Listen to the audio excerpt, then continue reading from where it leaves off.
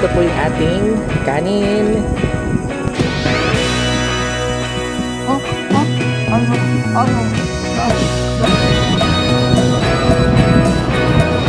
Right, morning ate.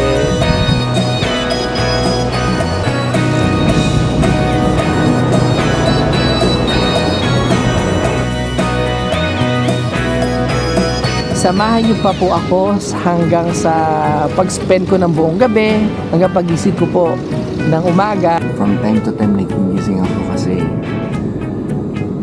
syempre, first time ko na matulog by the seashore. Ito mga cried out view, literal na good morning!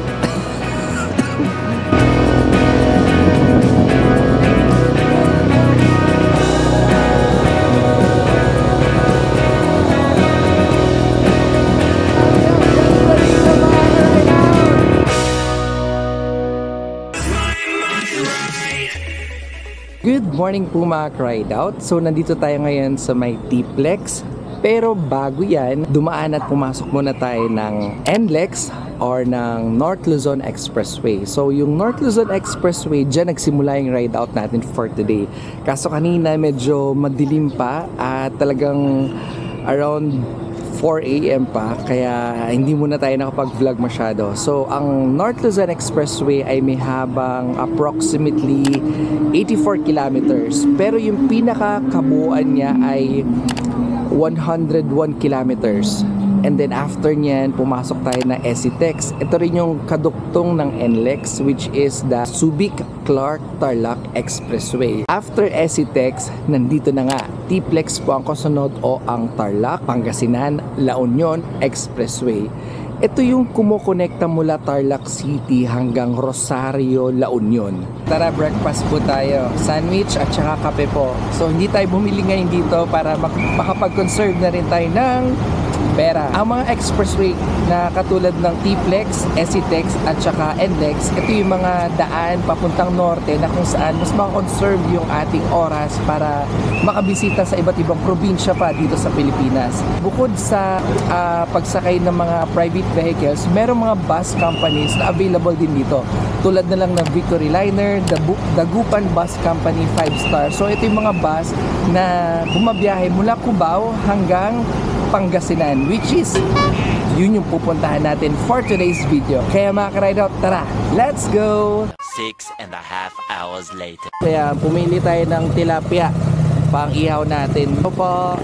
So nandito sila sa may dike, sa may Pangasinan. Fresh pa, buhay pa yung mga tilapia. Saan po ito nahuli na eh? Okay po. So galing sila dito sa Dulag, sa fish pond lang din. Papunta pa lang po ng Estanza po. Estanza. Opo. Yan, diretso na yan. Diretso lang po. Gusto niyo po kaway po kayo sa vlog po? Sige po. Ano po pangalan niyo, ma'am? Lolita po. Si sir po? Ayan. Sticker ko po. Diyan po ako sa Facebook din po. Ita-type lang po yan. Ka-ride out Aaron po. Ayan po. Salamat po. Maraming salamat po. Ingat po kayo po. Pili tayo ng uling. Salamat po. Magkano po sa talong po? 80. Ate, pwede po isang piraso lang po. pang camping ko lang po. Ito na lang po. Ilan? Ay, itlog na pula na lang, Nay. 20. 20 po. Sige po. Okay na po ito. We are here at Barangay Estanza. Let's go!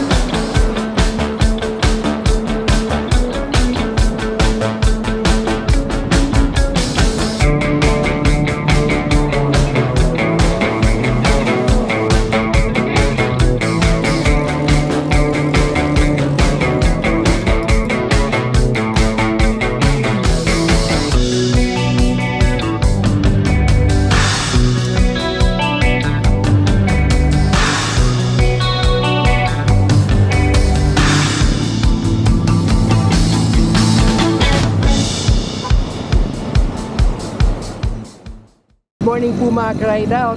Ako nga po pala si ka-ride out Aaron.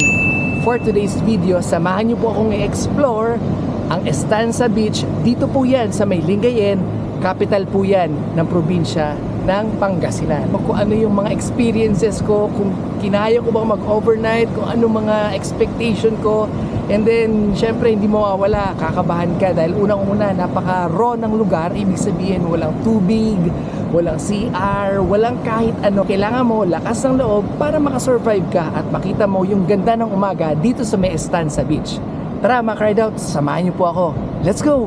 12 seconds later. Ito yung pinaka-favorite nating upuan kasi napaka-gaan lang niya. Space saver din siya.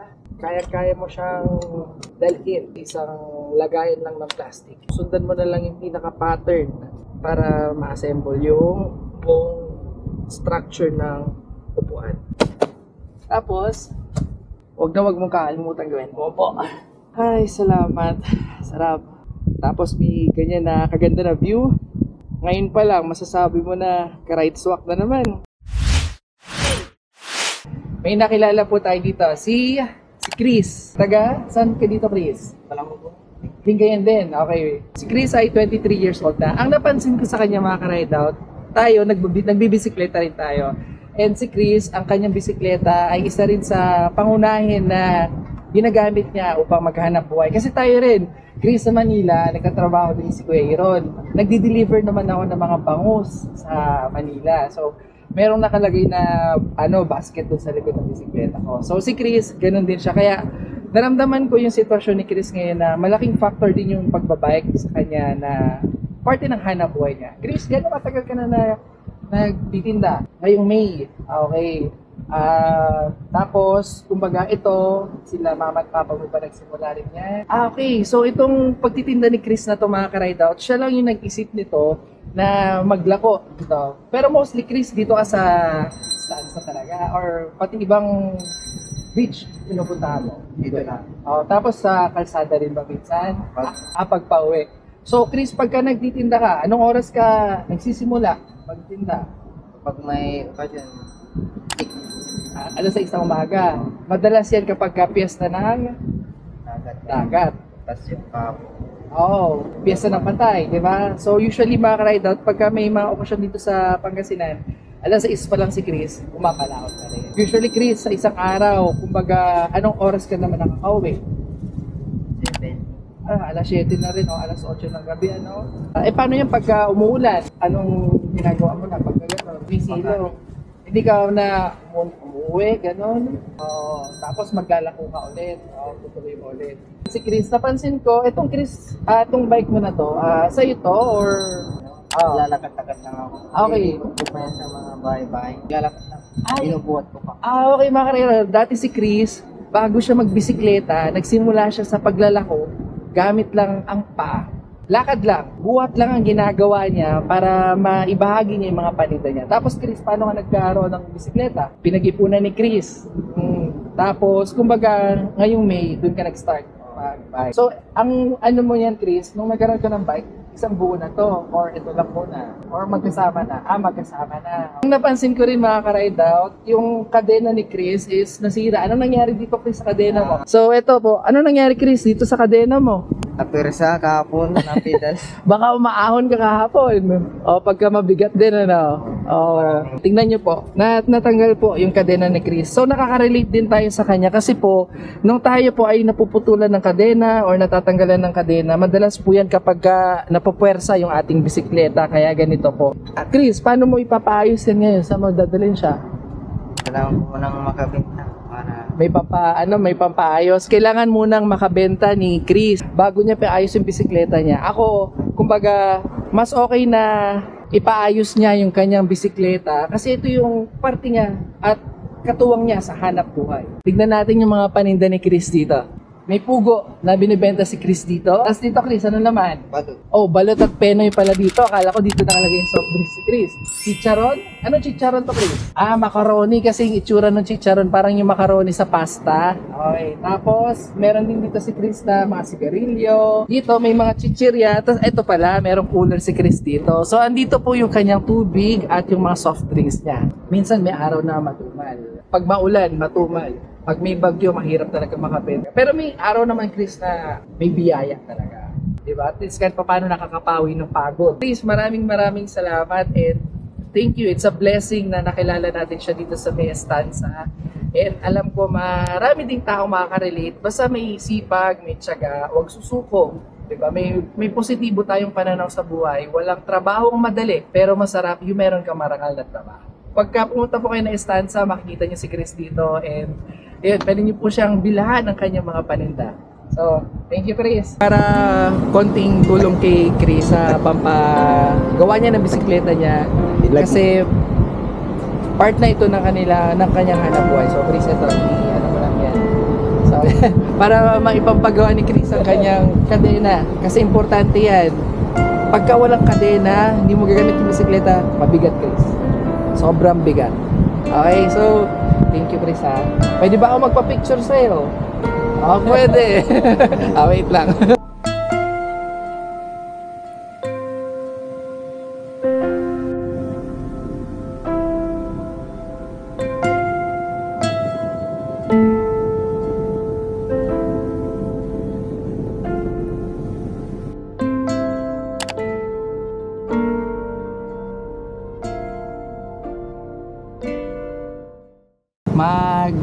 Iihaw tayo ng tilapia. Sabi sa akin ni Papa, lagyan mo muna ng asin yung tilapia para matanggal yung dulas nito o yung lansa. Magsasayang tayo ng ating kanin. So mga 2 takal, okay na ako. Alam mo, napakasarap talaga na mag-prepare ng pagkain pagka nasa harapan ka ng dagat. Yung alam mong kahit walang wifi, walang internet o walang kahit anong arte, itong kalikasan na nasa paligid mo sapat na para maging kontento ka. 6 na takal yung aking baon kasi pinapasobrahan ko kasi preparation pa lang, pagpunta mo pa lang sa campsite, pag build mo ng mga gamit mo, makapapagod ka talaga eh. So 2 sa tanghali, 2 sa gabi, 2 sa umaga. Yun, buong ano na yan, buong stay ko na yun sa campsite. Tinakpan ko muna ng upuan yung ating lutuan kasi sobrang lakas na hangin. Lutuin muna natin yung ating kanin tapos i-prepare na ngayon natin yung pang-ihaw natin. Ito yung ginamit ko sa Camp Mori na mga uling, gagamitin pa rin natin ngayon. Tapos meron pa ako dito isang buo. Uling dito mga ka-ride out sa Pangasinan, 10 piso. Sa Manila din po, 10 piso yung isang ganito po ng uling. Gagamit po tayo ng flamethrower ulit natin ngayon. Available po ito sa ating TikTok. Lalagyan po natin siya ng butane. And sama ko na rin po itong butane. Ito po yung ginagamit kong butane lagi kapag nagluluto ako. Sobrang tagal po ng kanyang capacity. Nakapagsayang ka na ng lunch, dinner, merienda, breakfast, luto ng ulam. Sulit po talaga ito. And safe po siyang gamitin. Ito po yung on and off or yung adjustant din po. Yun, malakas po ito. Aray ko! Kain muna tayo ng biskwit. Lagi na lang ako excited kapag nagka-camping ako. Sarap. Alam nyo ba mga ka-ride, meron pong nagka-car camping doon. Family sila. Tapos dito naman makikita mo may family rin na naliligo sila sa beach. Tapos ang saya-saya lang dito kasi bukod sa kabundukan na nasa paligid ko, karagatan yung nasa harapan ko. Parang sabi ko, grabe, parang pa-level up na ng pa-level up yung pinupuntahan natin. Sobrang ganda talaga dito. Ulit-ulit kong sinasabi kapag nagka-camping ako, continue to disconnect sa outside world and reconnect with nature. Kasi iba yung gaan ng kalooban na binibigay niya sa'yo para mas lalo kang maging ready, equipped sa kahit anong hamon ng buhay. Sobrang sulit na sulit itong utensil na to sa akin kasi meron na siyang knife, fork, and spoon. Tapos napaka-space saving din siya. Ilalagay mo lang siyang ganyan para ka lang may hawak na isang utensil. Pero ang laman niya ay talura. Alam niyo po ba na ang talura dito sa Pangasinan ay ibig sabihin 3. Marunong po ako magsalita ng Pangasinan. Pero daiset labat or daiset lang or konti lang. Ito po yung lagi kong pinapares kapag nag-iihaw ako.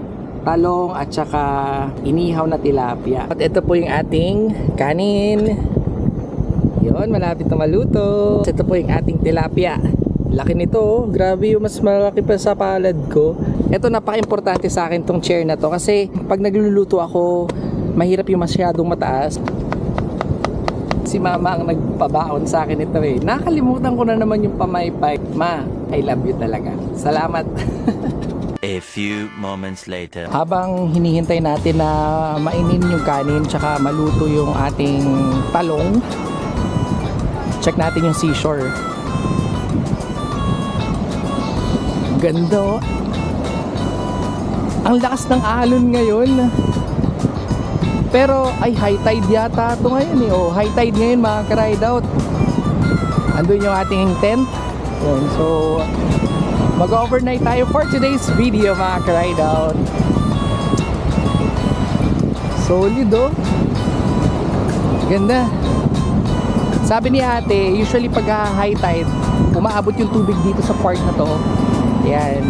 Wag lang may bagyo kasi usually pag may bagyo mas umaakyat pa siya doon sa portion na yun. Ganda oh.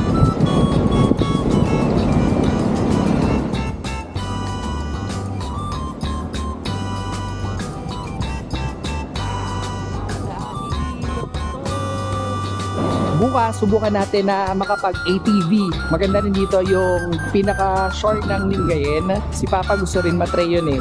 Grabe, na-excite ako. Sobrang dami kong gustong gawin.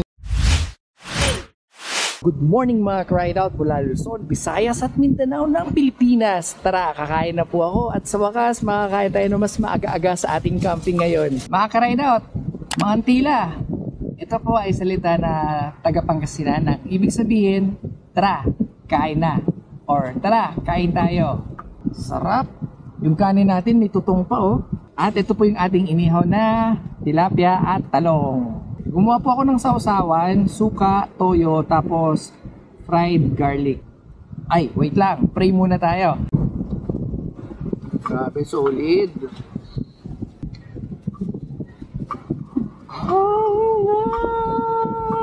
Ano ka nasisira, ulo? Init. Actually, hindi siya mainit eh. Mahangin lang talaga siya. Pero sabi nila, mas nakakaitim daw yung hangin dito sa dagat. Asa yung aso dito? May aso dito kanina eh. Para may mabigyan tayo ng pagkain. Time check natin ngayon, it's 2:30 in the afternoon. Tapos dumadami na rin po pala yung mga tao dito mga ka-ride out. Marami nang naliligo. At start ng datingan dito is alas 2 napansin ko. Pero kanina mga around 11 to 1:30 wala masyado. Iniwan ko lang yung pagkain dito sa likod ko. Tapos ayun si Brownie. Ang maganda lang din kasi pagka nagka-camping ka, experience and expose ka sa mga ibang hayop sa paligid mo. Ang sarap lang din sa pakiramdam na napapakain mo sila. Don't consider them as pets. We consider them as part of our family rin. Natutuwa lang ako yan, lumalapit siya. Hindi ko na tinitignan kasi pagka tinignan ko siya, umaalis siya, lumalayo siya. So medyo mailap pa siya. Pero alam mo yung hunger ng mga hayop pagka ganyan. Talagang gutom sila kasi nakakain lang sila sa mga binibigay ng mga iba't ibang tao.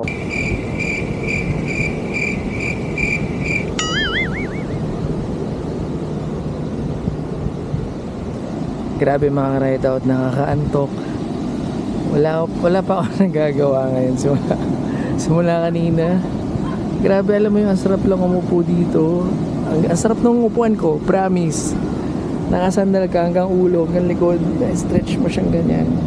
Tapos tingnan mo lang yung seashore. Minsan di mo kailangan magsalita na magsalita. All you need to do is rest. A few inches later. Dito may tindahan eh. Check natin yung mga panindan nila. Baka may machicha tayo. Uy, may halo-halo pala dito. Wait. Kuya? May halo-halo po kayo po? Ay, sige po. Apo. Sobrang relaxing lang dito mga ka-ride out. Pakikinggan mo lang yung alon. Titingnan mo lang yung sikat ng araw. Nakapaligid dito ng mga kabundukan. Ito yung lugar na kung saan kumbaga walang masyadong nagpupunta kasi mas kilala yung area ng Baywalk sa may Lingayen, Pangasinan. Although taga Pangasinan tayo, but usually pinupuntahan ko yung Baywalk sa may Lingayen. Pero ito po, first time ko siyang mapuntahan dito and napakapayapa ng lugar.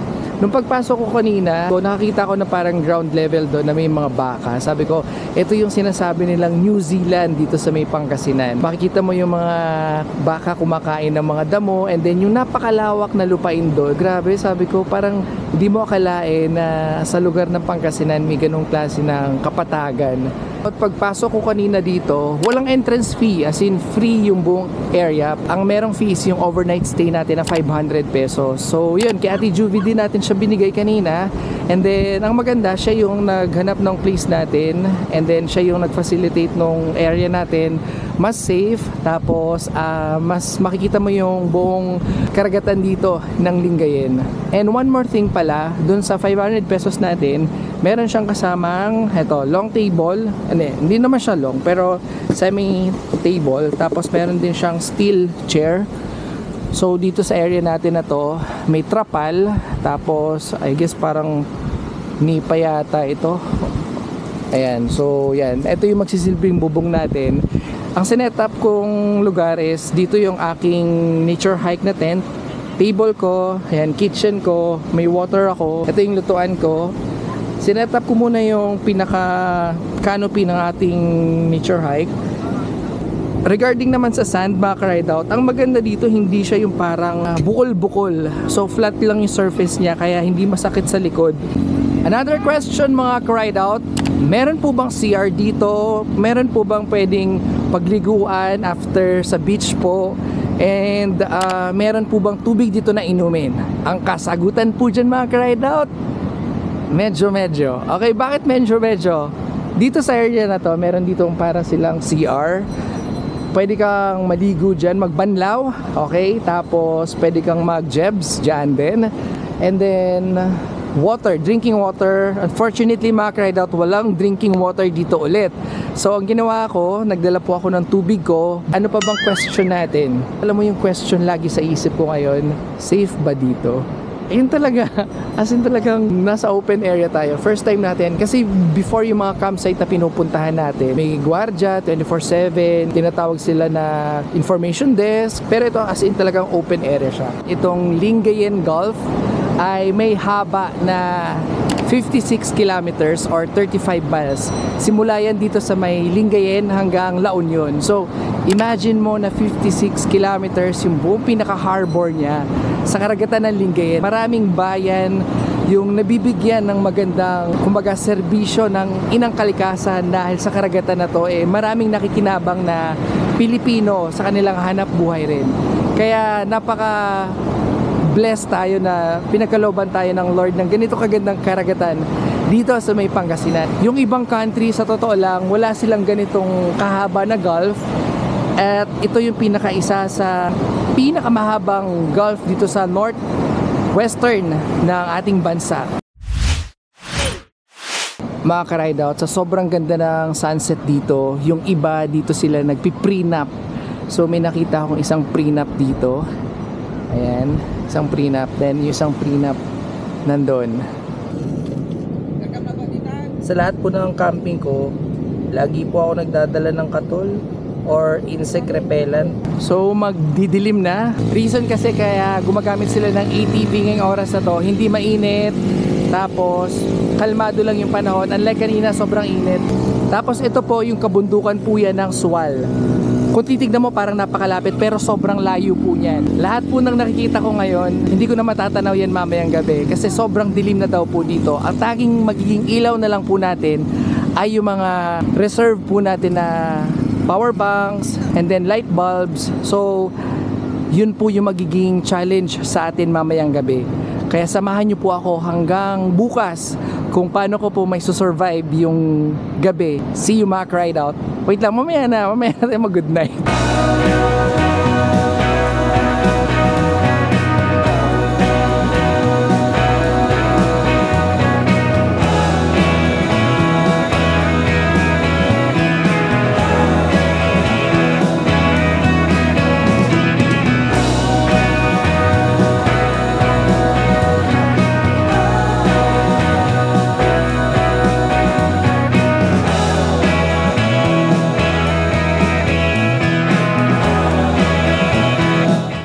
Time check natin ngayon, alas 6 na po ng gabi. Kung gaano kasaya, kaingay, kadami ng tao kanina ay yun naman po ang kabaliktaran ngayon. Napakadilim, tahimik at halos wala ng tao dito ngayon. Dalawa yung sinaing natin ngayon. So ito, para bukas na po ito breakfast natin. Halos wala na akong makita sa karagatan kasi nga madilim na at ang tanging ilaw na lang natin ngayon ay itong mga aura share natin and then yung mga bulbs natin. Yung light ko usually na ginagamit is ganyan, warm light lang kasi para ma-attract yung mga lamok, insekto dyan sa ilaw na yan at hindi tayo mangati all throughout ng pagstay natin pagka nagka-camp tayo. Totally kasi walang ilaw dito sa seashore kapag kagabi na. Malamig yung simoy ng hangin and pinagdadasal ko na lang na sana wag umulan. Yung nararamdaman ko ngayon, honestly, mga cried out, may halong fear, may halong kaba kasi mag-isa lang tayo sa isang lugar na kung saan napakalawak niya. Kaharap mo yung karagatan. Syempre hindi mo alam yung takbo ng tubig, 'di ba? May high tide, may low tide. Tuturuan kang maging focus, resilient sa sitwasyon mo. Gagawa ka ng paraan, kikilos ka, magiging ready ka lagi. Yun yung nararamdaman ko at tinuturo sa akin kapag nagka-camp ako. Thankful naman ako kasi marami akong ilaw na dala ngayon. Dati yung first camp kong mga cried out, isa lang yung ilaw ko. Tapos yung aking light bulb lang, yun lang yun. Pero ngayon, at least kahit pa paano, nadadagdagan tayo ng gastos. Pero ano naman, plus point naman to sa mga natin, camping trips natin. Medyo mahangin kasi ngayon eh. So hihinaan natin yung apoy para hindi masunog yung kanin. Ang naaamoy ko, sunog na kanin eh. Pero masarap naman ng totong na kanin. Dito lang din ako nasanay kumain ng totong lagi. Aliwanag pala ng buwan tuwing gabi. Kaya niyang bigyan ng liwanag yung buong seashore. Yeah. Kain na po tayo. Ito yung inihaw ko kanina. Sinabay-sabay ko na parang isang gamit na lang sa uling. So luto na yung ating kanin. Mangantila, mga ka-ride out. Sabi ko sa inyo mga ka-ride out eh, may mga kaamoy eh. Ayun o. Hinihintay tayo ni Bombim. Pangalanan natin yung si Bombim. Bombim, wait lang ha. Pakainin na natin si Bombim. Time check natin ngayon, 7:30 na po ng gabi. Totally wala na pong tao dito sa Stanza Beach. Ang kasama natin, mga stray dogs na nandito sa seashore. Naantok na rin ako, mamaya-maya ng konti matulog na rin tayo para bukas makita natin yung sunrise. Good night po. Nagising tayo. Time check natin, it's 10:30 PM pero parang yung tulog ko kanina parang ang haba na. It's because dumalaw po sa akin dito si Papa. Yan. Po. Tapos kasama si Tita Nor tsaka si Kuya Joy. Kinakamusta kung kamusta yung aking pagtitent, pagka-camping dito. And then right after nito, huwi na rin sila. Syempre first time natin na medyo mas mapalayo ngayon eh. So yun mga cried out. Thank you sa pagbisita pa. Thank you. Ingat. Good night ulit mga cried out. Good morning po mga cried out. Time check natin po ngayon ay 3:56 ng umaga. From time to time nagigising ako kasi syempre first time ko na matulog by the seashore. Pinapakiramdaman ko yung alon ng tubig. And right at this moment, naririnig niyo yung karagatan. Lakas ng agos doon sa labas.